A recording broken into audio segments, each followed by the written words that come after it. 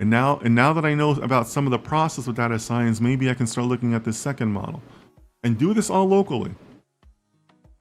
Build up those skills and then look at cloud down the road, right?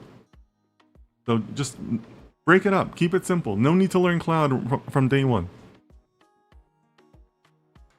Somia says, yes, it's for my personal study purposes. Oh, wow. You're brave.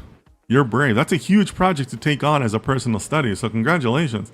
I am a data science intern. I'm unsure about data and it's large too, but I'm interested to take some research on these. Come to know that some pre-trained model for satellite imagery. Okay, so have you done other pre-trained models though, Samia? Or is this your first model ever? Like, I can't tell if you're saying this is your first satellite imagery model or, CV model or first model ever. Give me more feedback on them, because for a first model ever, it seems a little aggressive, right? And I don't want to discourage you from that, but maybe there's other projects you could be taking on, right?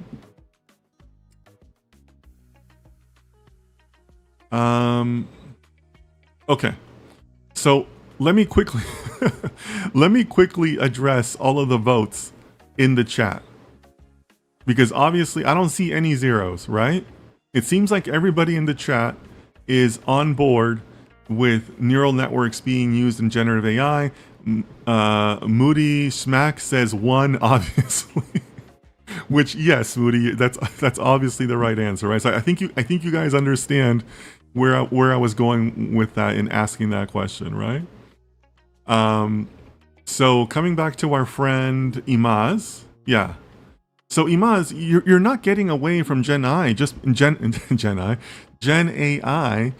just because you're learning machine learning. You are learning it, right? Look, Gen AI is just another application of machine learning.